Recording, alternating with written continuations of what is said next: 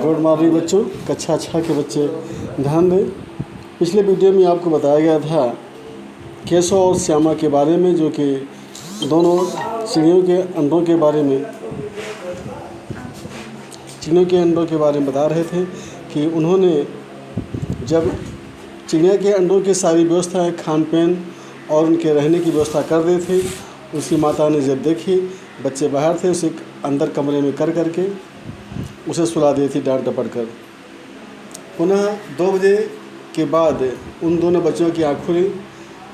4 बजे यकायक श्यामा की नींद खुली, किवाड़ खुले हुए थे। वो दौड़ी हुई कार्निस के पास आती है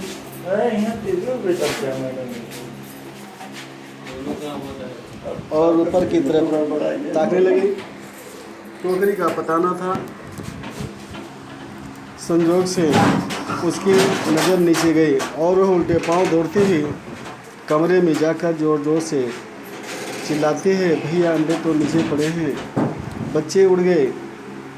केशव घबरा कर उठा और दौड़ा हुआ बाहर आया तो क्या देखता है, तीनों अंडे नीचे टूटे पड़े हैं। उनसे कोई चूने की सी चीज़ बाहर निकल आई है। पानी की प्याली भी एक तरफ टूटी पड़ी है। उसके चेहरे का रंग उड़ गया। सहमी हुई आंखों से जमीन की तरफ देखने लगा।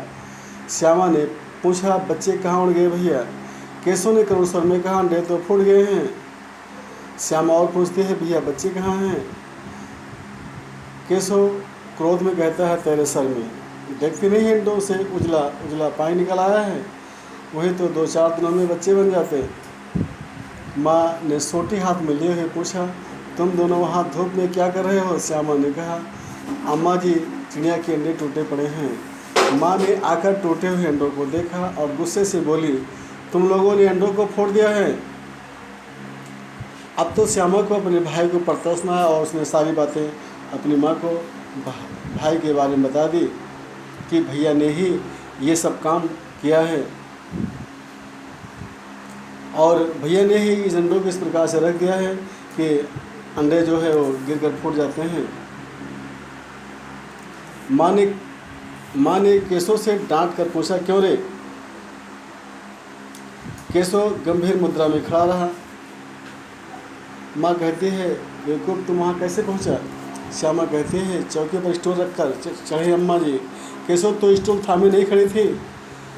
श्यामा अपने भाई से कहती है, तू ही ने तो कहा था, तो इतना बड़ा हुआ तुझे भाई इतना भी नहीं मालूम कि छूने से चिड़ियों के अंडे गंदे हो जाते हैं, चिड़िया फिर उन्हें नहीं सहती।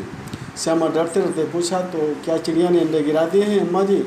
माँ और क्या कहते, केशव के सिर इसका पाप पड़ेगा। हाय हाय, तीनों जाने ले ली दुष्ट ने। केशव रोने सूरत बनाकर, मैंने तो सिर्फ अंडों को गद्दी पर रख दिया था।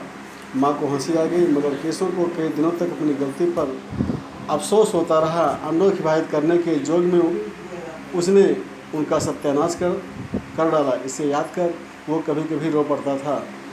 इसी के बाद वो दोनों मतलब पक्षियाँ वहाँ पर फिर दोबारा नहीं आई। बच्चों आज इतना ही, धन्यवाद।